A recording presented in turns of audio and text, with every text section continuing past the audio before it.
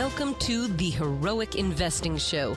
As first responders, we risk our lives every day. Our financial security is under attack. Our pensions are in a state of emergency.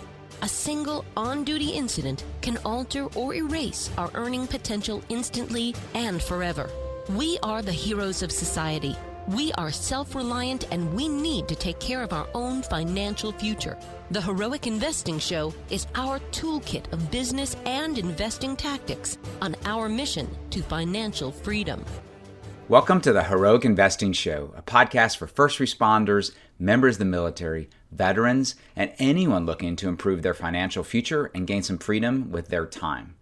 We teach America's heroes how to build passive income, build their startup business, and safely grow wealth through real estate and other alternative investments.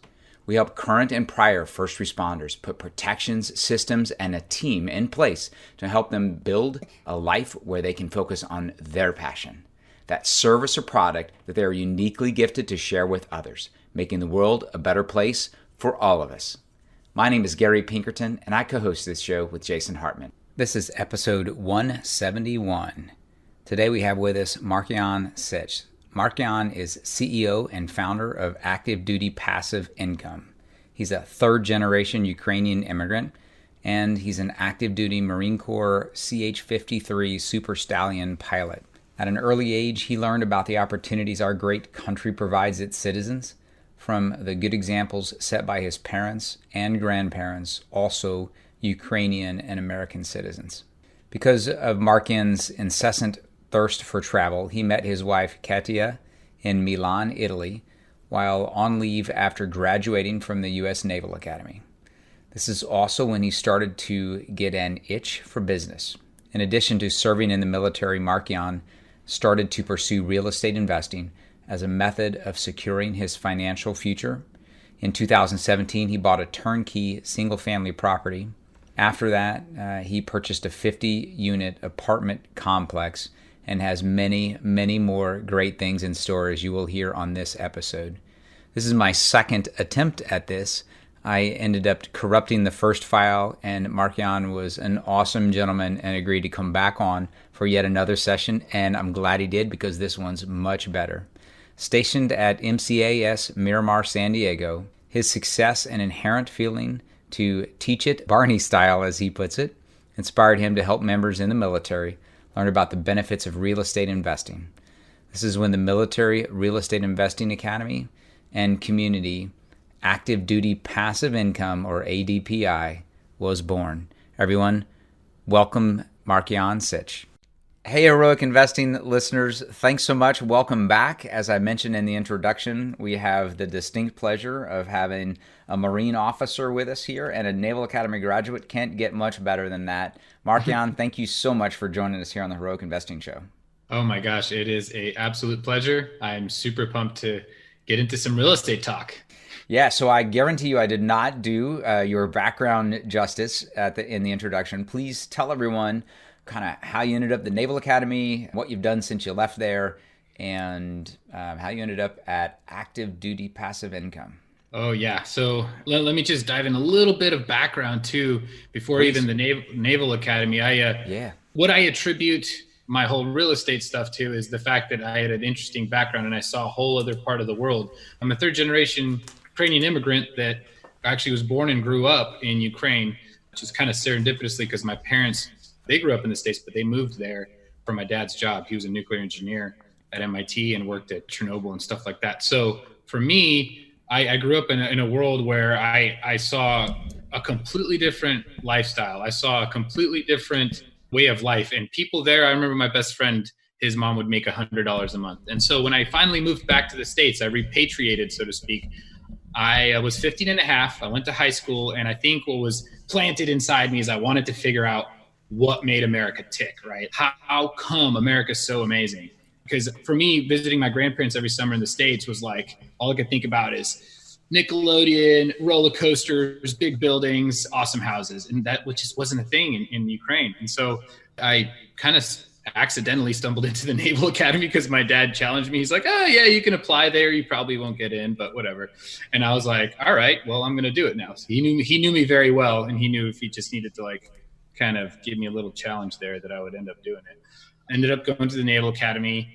Was the hardest thing at first I ever did because I didn't even know the difference between officer and enlisted. I had no idea what the military was because I only popped into the United States when I was 15 and a half, and it just wasn't on my radar. But it ended up being the best decision I ever made. I made the best friends, had the best experiences, and ended up commissioning as a Marine Corps officer with a pilot contract. Went down to Pensacola. At this time, I was dating my now wife while she's also Ukrainian, while she was studying winemaking in France. And what ended up happening was I wanted to visit her at every opportunity, which wasn't often because I was at flight school. And I realized, like, you know, as a second lieutenant, I'm still not making that much money, especially if I want to travel and have a good time in Europe. Like, it's not exactly a cheap thing to do. And so I started thinking of all these ways to save money and like nickel here, $1 there. And then she was like, can I just make more money? So I started like getting into this entrepreneurial bug. And I was like, I want to figure out what makes America tick. How do people become wealthy in this country? I don't want to worry about finances ever again in my life. And I got into some crazy stuff trying to build some apps. And I realized, well, that's not sustainable in the military. You know, some of my friends they were trying to do it with, they were going on deployments. I was starting advanced training, all this kind of stuff. And at that point, I think I was just Googling passive income or something. And I stumbled across two individuals, Robert Kiyosaki and Tim Ferriss. They just completely changed my life. You know, like Robert Kiyosaki, read Rich Dad Poor Dad. I couldn't even think straight. I was like sitting in the car and I think I was like driving up to North Carolina for the Fleet Replenishment Squadron. And I was just like, oh my gosh, my life has changed forever. And then I listened to Tim Ferriss and I was like, this just confirms everything. I should be building streams of income and not just saving money away. I was like, if I all of a sudden had an extra $500 every month, that could pay for like plane tickets to go see my wife, you know, every couple of months. Like, I was like, that's all I need. You know, as I was thinking, and it started making sense. I was like, I just substitute expenses with another stream of income, or I just build tons of streams of income and have them snowball each other and just grow. And I was like, holy cow, real estate is the solution for military. Real estate investing is the way you can, without killing yourself, while still focusing on your duty to your country and being a good officer, enlisted person, and just, you know, doing your job well. When you're going from duty station to duty station, you can invest in real estate kind of on the side, have maybe your spouse or some friends help you out, partner with a couple of other guys. You can become very, very successful and probably a lot more comfortable of a pension in retirement than you would be able to generate with the standard pension of 20 years if you did it right. So that's kind of the synopsis of how my mindset and a little bit of my story there. I really appreciate your explaining your naivety when you went to the Naval Academy. It brought back a couple of great stories, just great memories, I guess, really. I was, you know, as a plebe, as you remember, right, you and many other people out there will try to paint a picture, you have these plebe rates, so you got to learn these things as a plebe, and it's really just about seeing what you're made of and seeing how hard you can work and, you know, mental stress and things like that. But some of it has usefulness, like learning the ships in the Navy. And I can remember at one point just doing tons of push-ups because I wasn't getting these right, like day after day after day. I wasn't getting these ship classes right. And my main problem was that in my mind, I had crossed up the Iowa class and the Ohio class. And the Iowa class was not around when you were there, Markian, but they had brought them back out of mothballs. It was a battleship, and the massive Iowa class battleship, right? And the Ohio class is a submarine. And I kept mixing these two up because I came from the Midwest. And I was like, what's the difference? They're close enough, like Iowa, Ohio, whatever. You know, they must be similar. They're like states right next to each other. And so this guy, I can remember this guy like just stop and he's like, all right, you know, I'm just dripping with sweat, right? And he's like, all right, listen. What rock did you come out from under, man? You know, because like you, I knew nothing. And then I also remember I'm getting ready to stand watch the first time. And so I can remember asking this prior enlisted guy who had come from Naval Academy prep school, who understood everything. Like, he's helping me get my uniform ready to go on watch. And I remember just going, all right, he's giving me all these pointers. I'm like, yeah, but I still don't understand. He's like, well, what don't you understand? I'm like, what are we watching? And I'm like, what do I have to watch? Like, what am I staring at? And so for those of you that are not in the military, it's like the gate guard, right? Like, that's standing watch. That's what we call it. I was caught on that word, you know, so how crazy naive we come to that place or any other place. So I'm sure the firefighters out there, the police academy, I'm sure you guys can relate to some silliness. So that was a lot of fun. I appreciated you doing that, and that you thought Nickelodeon was the epitome of America. Well, yeah, when I was 10 years old, we just binged on cartoons when we got here.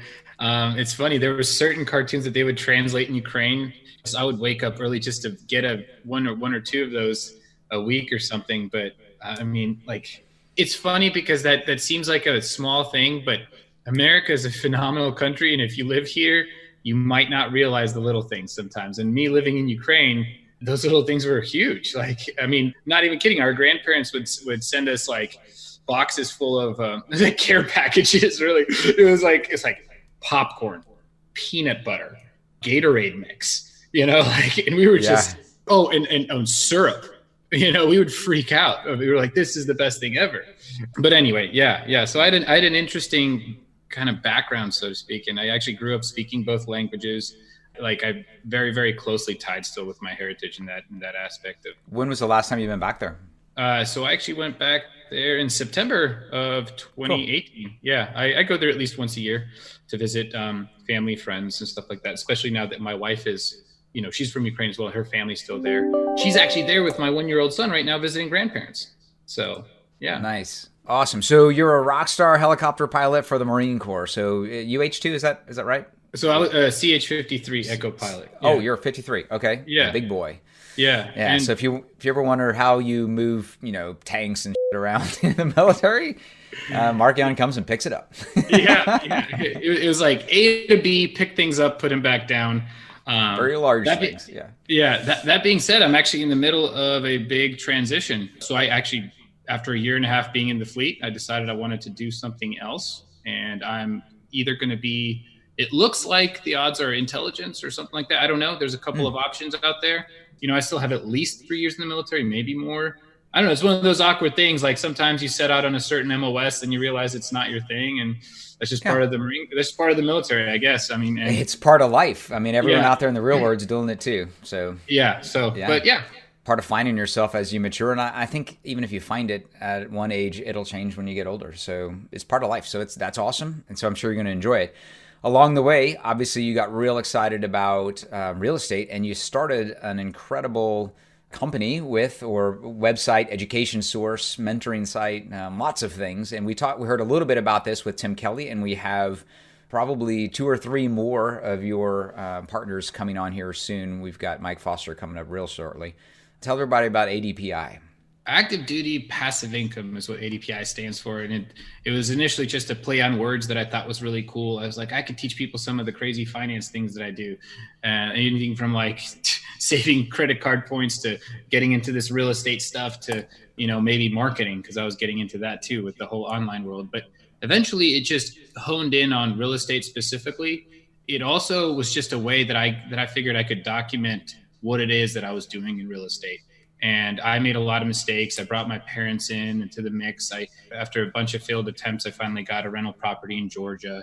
And then after like many failed multifamily attempts, me and my family finally closed on a 56 unit apartment building in Indiana that we're partnering on now.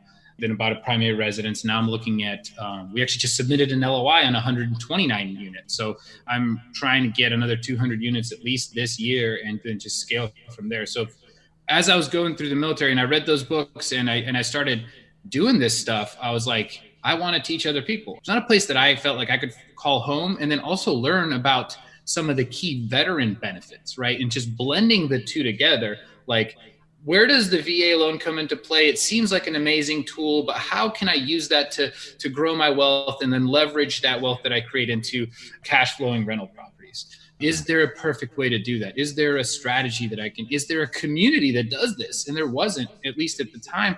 So I just started writing about it. I wrote an ebook called Military Househacking a year and a half ago.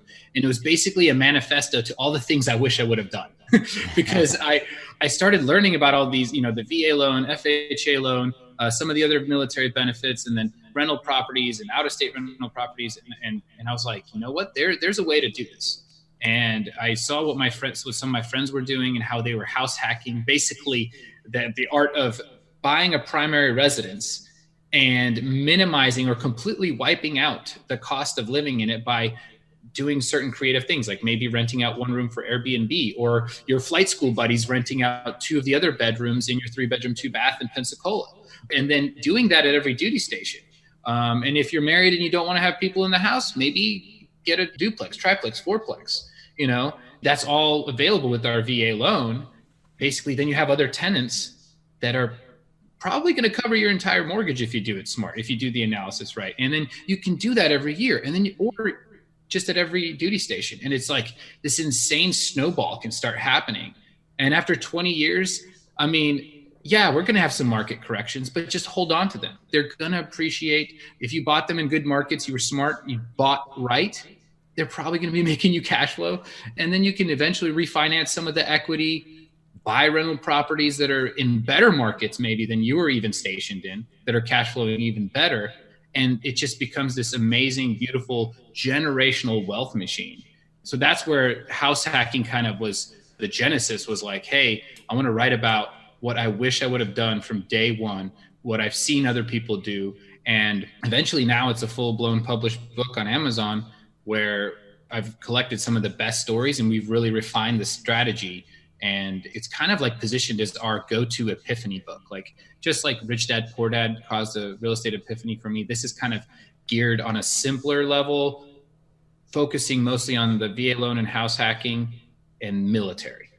That's the idea.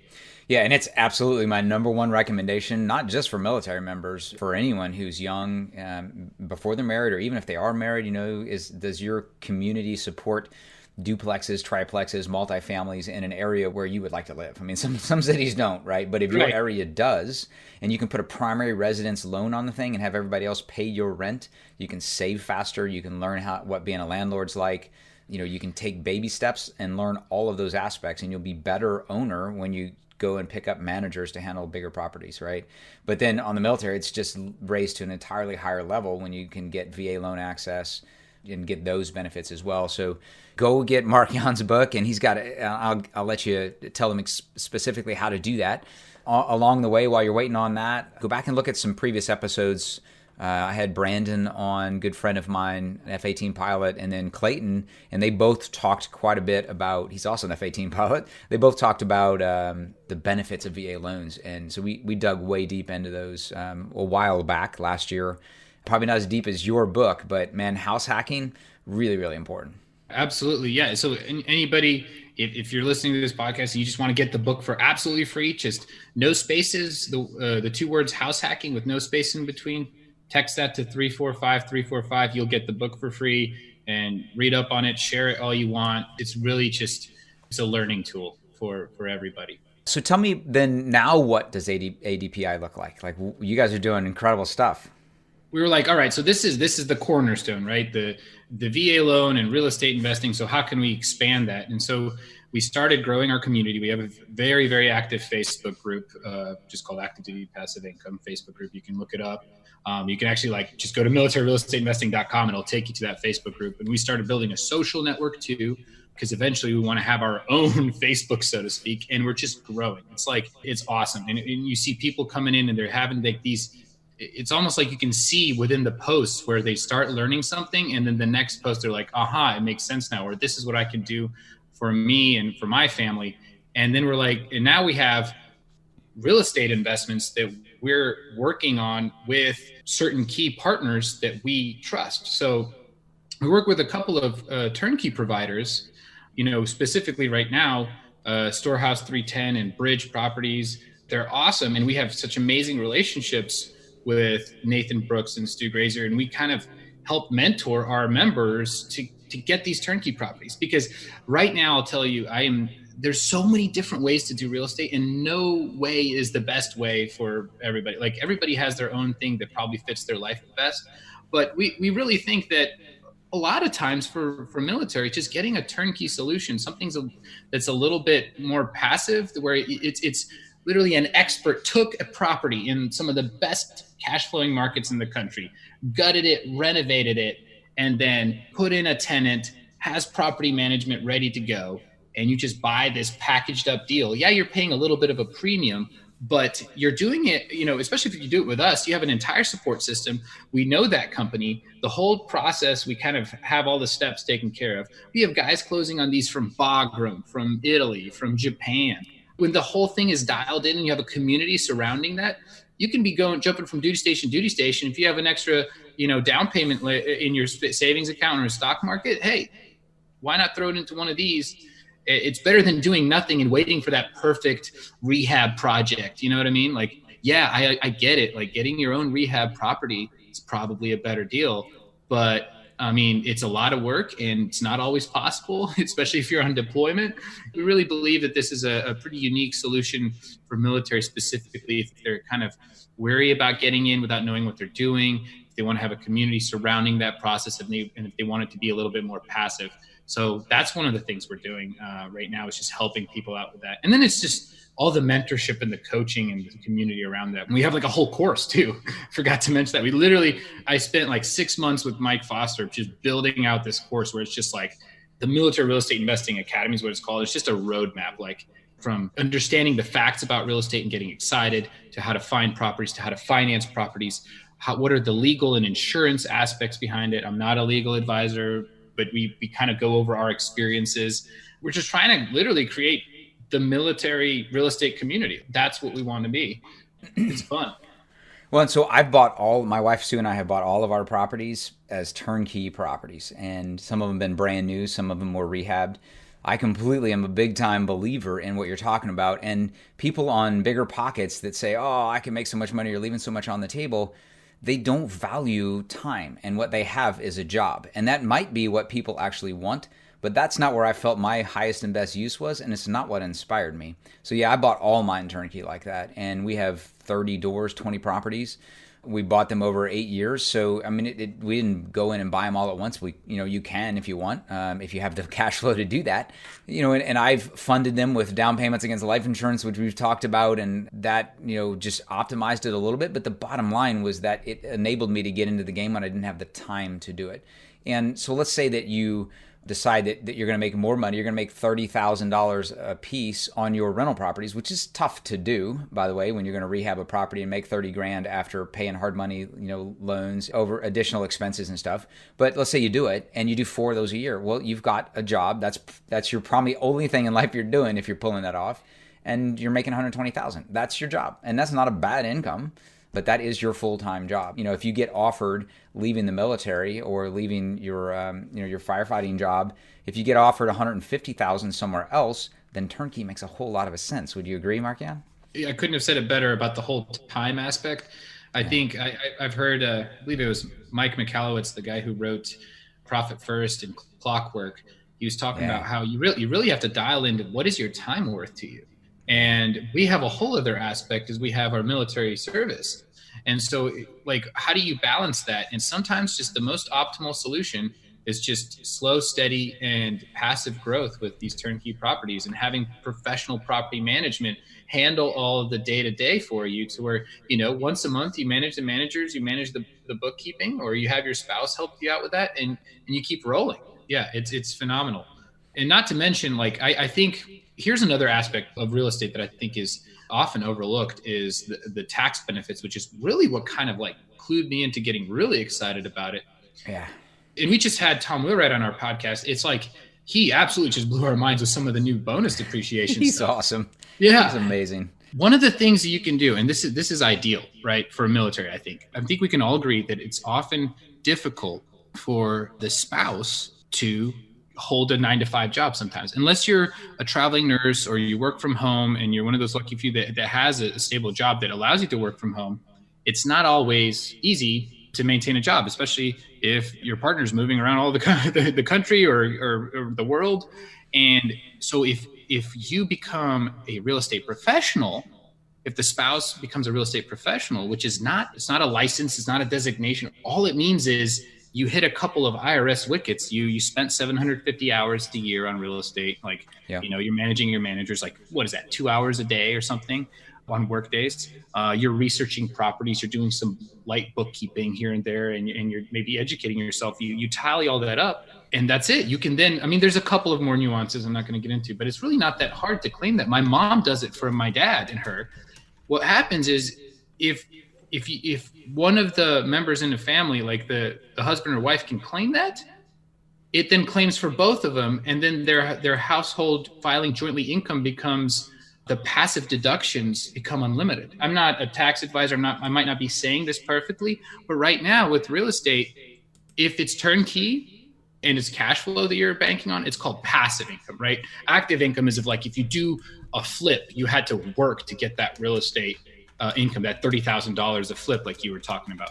That's great. And now you'll be deducting like active deductions against that active income.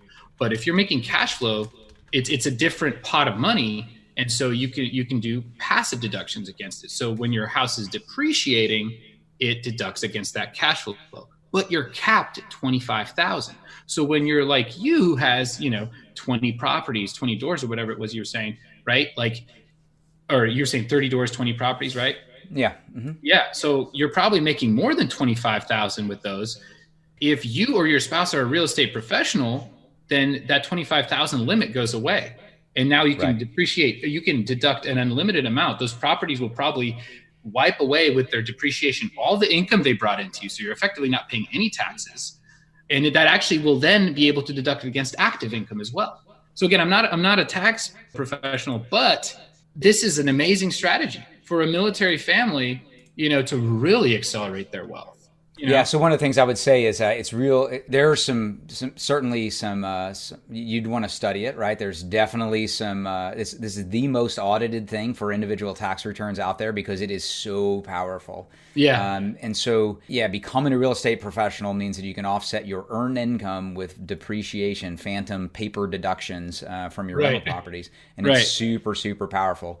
It's probably not something you can do by doing a turnkey and frankly, and having managers take care of everything for you. Maybe that's when you really do want to buy a property or, rent out half your house and actually spend time painting and dealing with tenants and that kind of stuff. You don't have to, but if you're specifically just, doing the turnkey model, it might be tough to do unless you have as many, as we do. But if you have apartment buildings, it's very, very easy, I think, to do that. And Markian, it was perfect. You don't have to have a license. You don't have to be a real estate professional or anything like that. I mean, a realtor or actually be in the industry. You can qualify for this. In fact, they need you to have at least 500 hours on your own property. So it's about yours, not about somebody else's properties. That's pretty awesome. We're kind of coming to the end. It's been 30 minutes. I don't know if you've been watching that, but it's been an amazing time. Can you give the listeners how to reach out to you, Markian, reach out to the team, and just a brief thing about your courses? Real quick, the best way to reach out to us, just looking us up on Facebook, just type in the search bar, Active Duty Passive Income. Our website, activedutypassiveincome.com. All of our team's contact info is on our website. We have a little chat box if you want to ask us about, our courses and our programs. Like literally, we just love jumping on calls, doing Zoom video conferences with all of our guys and gals and helping them really just get their first investment closed, honestly, because that first investment is what will really launch it. Get you going. Yeah. And so it just, our website has all of our links and socials. You heard how to get the Househacking book, and our courses are geared towards that like passive income mindset, buy and hold strategy of buying rental properties in the duty stations you're at and turnkey properties. It surrounds mostly that. If anybody has any questions, literally, they could just reach out to me on the website. I'll probably be the one responding in the chat box because we love doing all this stuff and talking to people. So that's awesome. I will confirm that these guys are awesome on their feedback, and they're full of gratitude when it comes to helping other people out. And I just signed up for the book. I got it. I'm getting the paperback. Awesome. So it works, folks. Don't forget 345 Househacking. All right. So thanks so much, Markian. I can't wait to get the rest of the team on. I'm halfway there. Awesome. I can't wait to. Take care. Thank you so much for listening. Please be sure to subscribe so that you don't miss any episodes. Be sure to check out the show's specific website and our general website, hartmanmedia.com, for appropriate disclaimers and terms of service. Remember that guest opinions are their own, and if you require specific legal or tax advice or advice in any other specialized area, please consult an appropriate professional. And we also very much appreciate you reviewing the show. Please go to iTunes or Stitcher Radio or whatever platform you're using and write a review for the show. We would very much appreciate that. And be sure to make it official and subscribe so you do not miss any episodes. We look forward to seeing you on the next episode.